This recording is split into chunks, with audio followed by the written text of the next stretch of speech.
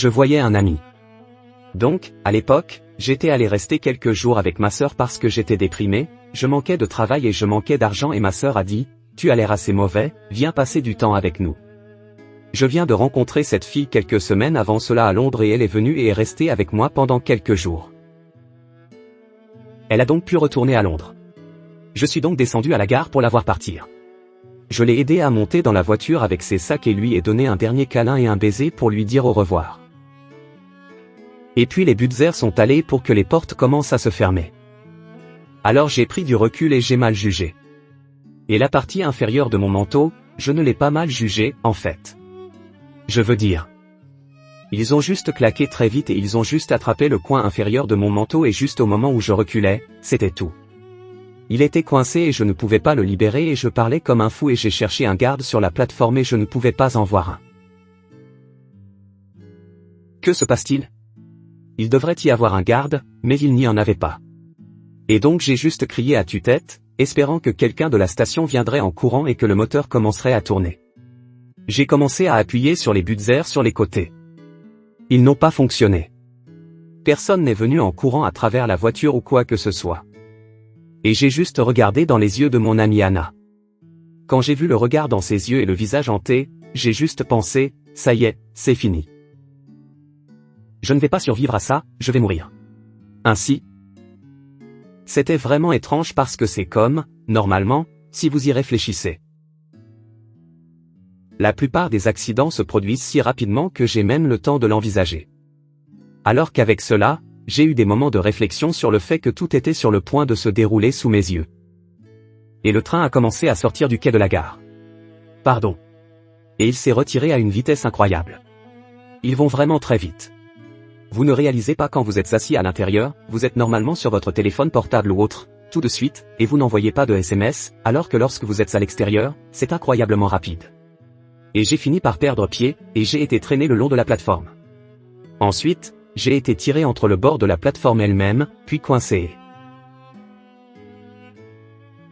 C'était comme si on était tiré vers le bas dans les portes de l'enfer, vous savez, c'était comme à partir de ce moment dans l'obscurité pure et c'était une expérience très violente. J'étais juste ballotté sans relâche comme une poupée de chiffon et j'avais juste l'impression que c'était moi. J'étais très conscient que je ne faisais que chair des os à ce moment-là et que le train était comme cette énorme bête mécanique. Cela allait finir par me tuer. C'était très terrifiant. Mais je me suis soudainement retrouvé jeté au sol alors que le train continuait sans relâche. Alors je me suis contenté de garder la tête baissée parce qu'une partie du train de roulement aurait pu me frapper à l'arrière de la tête et ça aurait été tout aurait été fini. Et cela ne s'est pas produit, clairement. Finalement, le train a continué et le train continuait. C'était un très long train, et finalement, il a coulé. Et je me souviens d'être allongé là, et je ne pouvais pas croire que j'avais survécu à ça. Je ne pouvais pas croire que j'étais en vie parce qu'il n'y avait pas de garde sur le quai, mais il y avait quelqu'un dans un petit bureau avec des caméras qui regardait les trains sortir et elle était chargée de la signalisation et elle a donc fermé tout le système, ce que je ne savais pas. J'aurais aimé le savoir parce que pendant que j'étais allongé là, tout ce que je pouvais penser, c'était qu'il y avait un autre train qui allait arriver. Tout n'est pas fini. Mais les ambulanciers sont arrivés très rapidement. Il y avait un petit hôpital à proximité, alors ils sont arrivés, ont sauté sur la piste, et ils ont coupé mes vêtements, et le soleil m'a fait monter sur une civière et dans une ambulance. C'est une longue baisse. Alors ma famille est arrivée, ils sont arrivés, alors tout semblait un peu surréaliste parce que le chirurgien a dit, « Est-ce que votre famille est ici? Aimeriez-vous les voir ?» J'y allais, oui. Alors ils sont arrivés et ils étaient vraiment désemparés, bien sûr. Je veux dire, ma mère était en larmes et c'était tellement drôle parce qu'elle pleurait. Et j'ai dit, « Maman, je suis tellement désolé. C'est toujours moi qui apporte tout le drame dans cette famille. » Elle a dit que ce n'était pas de ta faute parce que ce n'était pas du tout ma faute. Mais c'était juste, vous pouvez voir exactement où j'en étais dans ma vie avant cela. Je me suis toujours senti comme un échec. Et je me sentais comme ça, vous savez, cette sorte d'ambulance de fardeau. Je me souviens que le médecin s'est retourné vers moi et m'a dit, « Regardez, vous savez, il y a un hôpital au coin de la rue, mais celui qui va vraiment vous sauver est à 25 minutes en voiture. Pouvez-vous vous accrocher ?» J'ai dit oui. « Allons-y. » Alors nous avons juste accéléré sur l'autoroute, vous savez, avec les sirènes qui retentissent à ce moment-là, nous craignons tout que, vous savez, chaque année une ambulance passe, je pense toujours, j'espère que ce ne sera pas moi un jour. Et c'était le cas. C'était moi. Et nous sommes arrivés à l'hôpital et je me souviens qu'il y avait toute une équipe de médecins et de gens qui m'attendaient là-bas. Ils avaient été alertés de la station, et ils se sont mis au travail sur moi tout de suite. Il y avait beaucoup d'anxiété dans leur voix et de confusion. Je ne savais pas ce qui se passait parce que tout cela était de la science pour moi, et je ne savais pas de quoi ils parlaient. J'avais donc peur. J'ai pensé, ce n'est pas encore fini. Je ne suis pas sûr que je vais survivre à cela parce que je perdais beaucoup de sang à ce moment-là. Je me souviens qu'il y en avait partout sur le parquet. Je me souviens que mon bras gauche avait été coupé du coude vers le bas. Et donc il y a eu beaucoup de pertes de sang de la première chose qu'ils ont faite. Parce que quand j'étais allongé sur la piste, comme nous le faisons tous, même si vous avez juste une chute sur le sentier des trottoirs, le trottoir, vous regardez, voyez ce qui s'est passé là-bas. Je regardais tout mon bras complètement exposé. Il avait été déchiré. Et je pouvais voir chaque terminaison nerveuse, chaque type de muscle. Et j'étais en fait, je me souviens d'avoir dit, waouh, c'est moi. C'est l'intérieur de moi. Et puis c'est juste à ce moment-là que je suis passé de toute la frénésie de l'hôpital et de la luminosité de toutes les bandes fluorescentes à un bel espace sombre.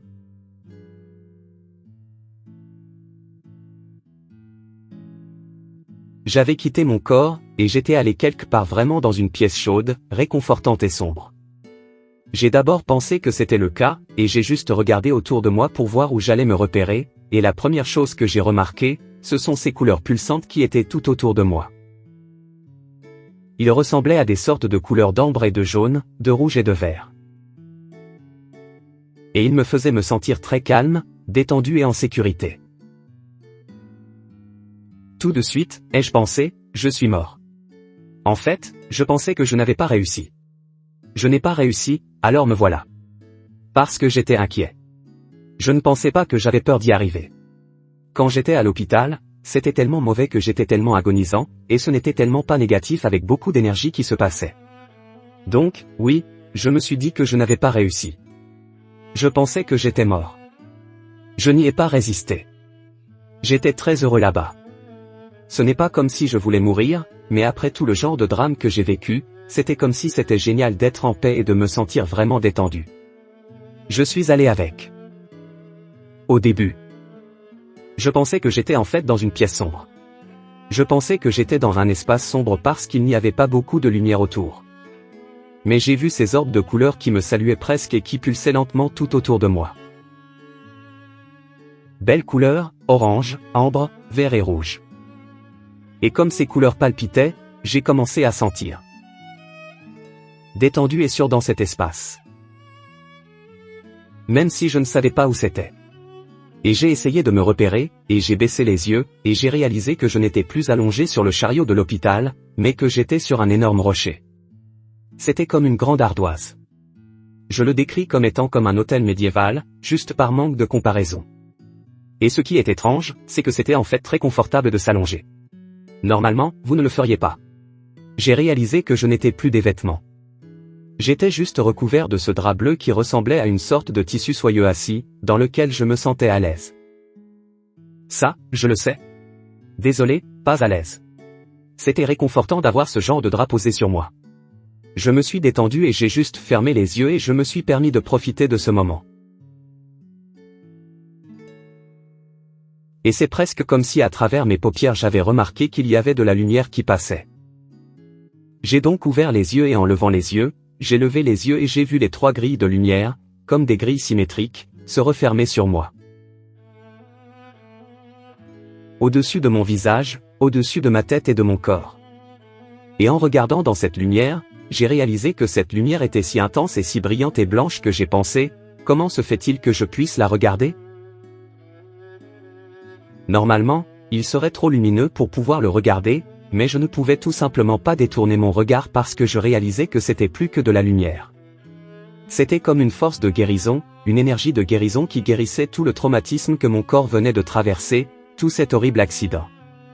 Alors je me suis allongé et j'ai fermé les yeux et baigné dans cette lumière parce que je sentais que l'énergie qui en sortait était en fait quelque chose qui ressemblait à rien de ce que j'avais jamais ressenti auparavant.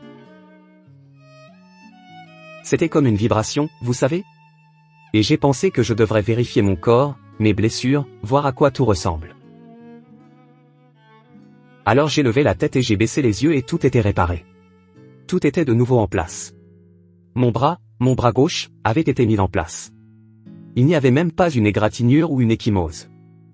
Et j'étais juste recouvert de ce drap de satin bleu, ce qui m'a gardé vraiment détendu et réconforté. Et cette lumière blanche se reflétait juste et elle était vraiment belle. Et puis j'ai senti la présence de quelqu'un près de moi. Et donc j'ai regardé, et juste au bout de mes pieds se trouvait cette personne qui se tenait là à me regarder. Ce bel être, comme un être androgyne. Avec cette chevelure blonde blanche pure et cette peau qui brillait de l'intérieur. Cette lumière venait de l'intérieur de cet être. Et il ou elle portait juste un t-shirt noir contemporain, pensant à moi-même, c'est inhabituel. Je m'attendais à voir quelque chose. C'était un peu théorique, mais voilà. Je vais prendre ça. C'était intéressant parce que j'avais l'impression de connaître cette personne depuis longtemps.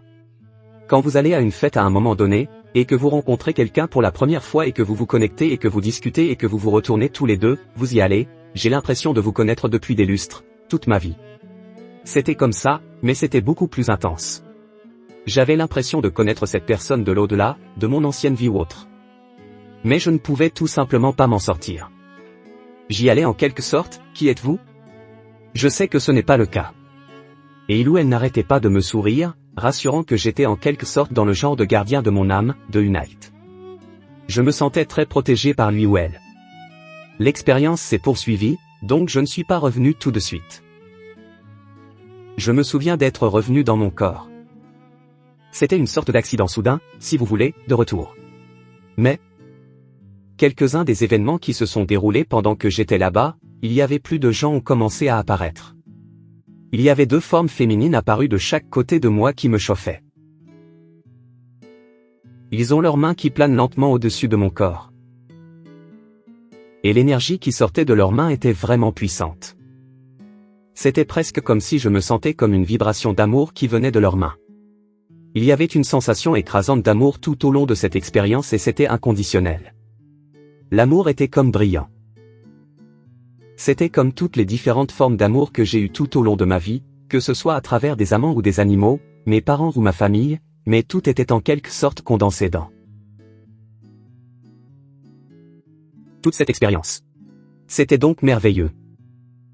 Mais oui, l'une des choses les plus importantes de tout cela pendant que j'étais là-bas était que j'ai vu ce que beaucoup de gens voient être un tunnel de lumière blanche. Et ce tunnel de lumière blanche est apparu et il était très énorme et c'était comme, venir vers moi. À ce stade, j'avais réalisé que je n'étais pas du tout dans la petite pièce sombre. J'étais en fait dans l'univers lui-même. Et j'étais juste comme, j'étais là. Et cette chose était ce beau tunnel arrivait très puissant et c'était comme si toutes ces flammes tournaient lentement autour du type de périmètre, si vous voulez, de ce tunnel. Et l'énergie qui en découlait était tellement forte. J'avais l'impression que chaque molécule de mon corps vibrait de cette pure énergie d'amour. Et j'ai su tout de suite, j'ai pensé, ce que je regarde maintenant, c'est la source de toute la création. C'est Dieu. Ce n'est pas le Dieu que nous prions tous qui est normalement sous une forme humaine, quelle que soit notre foi. C'est un tunnel de lumière blanche. C'est un immense tunnel qui se rapproche de plus en plus, et c'est la source de toute la création. C'était donc le moment le plus profond pour moi. Et c'est en fait peu de temps après que cela se soit produit que je me suis retrouvé rejeté dans mon corps et à l'hôpital.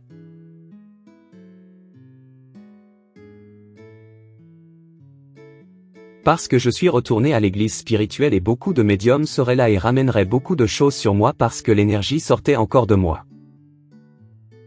Et l'un d'eux a dit, le jour où vous avez eu vos accidents, vous aviez un animal très puissant qui était là. Et j'allais, waouh, c'est remarquable. C'est super. Je n'avais jamais entendu parler de cela auparavant. Et elle a dit, oui, c'est ce qui vous a sauvé. C'est ce que fait le berceau et se détendre pour traverser et survivre à cela. Parce que la police ferroviaire britannique a passé une année entière à faire ses enquêtes.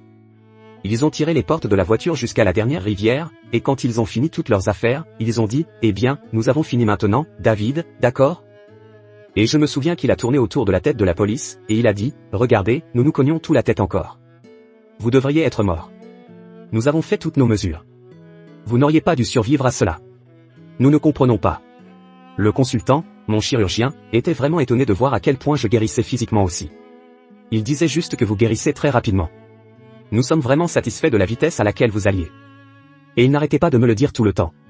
Nous ne pouvons pas nous en remettre rapidement. Vous guérissez. Et j'ai commencé à lui dire, eh bien, je pense qu'on m'aide. Il était comme, d'accord, ça suffit. Ne me le dites plus. C'est un scientifique. Je veux dire, c'est un gars merveilleux. Je veux dire, sans lui, je ne serais pas ici, en fait, parce qu'en toute justice, quand c'est arrivé, je ne savais rien des expériences de mort imminente. Et je pensais en fait que j'étais la seule personne à qui cela était arrivé, pas dans un sens arrogant, mais je me suis dit, waouh, c'était incroyable. Et j'ai pensé que j'avais hâte de le dire au monde, et comment vais-je leur dire ? J'ai commencé à en parler à ma famille proche et à mes amis parce que j'étais à l'hôpital depuis un certain temps, alors c'est eux que j'ai commencé à raconter. J'ai filtré à travers les gens à qui je sentais que je pouvais en parler d'abord, puis je les ai tous traversés. Mais tous ceux à qui j'ai parlé l'ont totalement compris et ont été totalement entraînés dans tout cela. Et je pouvais dire qu'il n'y avait personne du tout qui doutait de mon histoire. Je me sens confiant de pouvoir sortir dans le monde. J'ai senti qu'il était très important de le faire. J'avais hâte d'en savoir plus à ce sujet. Une fois sorti de l'hôpital, je suis allé directement en ligne et j'ai commencé à regarder. Je cherchais sur Google ce qui s'était passé, et j'ai découvert ce qu'était une expérience de mort imminente, et j'ai commencé à en savoir de plus en plus à ce sujet. J'ai réalisé que c'était une chose assez commune qui était arrivée à d'autres personnes. Et c'était génial parce que cela m'a donné l'impression de faire partie d'une sorte de société, et c'était aussi comme une affirmation. En fait, l'une des choses les plus belles et les plus émouvantes qui se soient produites, c'est que c'était quand j'ai commencé à peindre pour la première fois, et je regardais en ligne un jour et je suis tombé sur l'histoire d'une jeune fille qui n'avait que 6 ou 7 ans. Pensez, et elle avait eu une expérience de mort imminente. Et elle avait fait comme ce dessin avec marque-pan de ce qu'elle avait vu dans son expérience de mort imminente. Et c'était comme, waouh. C'était comme un dessin au bâton, si vous voulez, un enfant le ferait, très grossièrement et honnêtement. Et c'était comme les peintures que je terminais presque ici moi-même. Et j'ai appelé ma sœur et j'ai dit, viens voir ça. Et elle a juste dit, oh, mon Dieu. Il a commencé à pleurer. Il a dit que c'était votre peinture. Quelle est votre histoire, vous savez. C'était donc un moment merveilleux.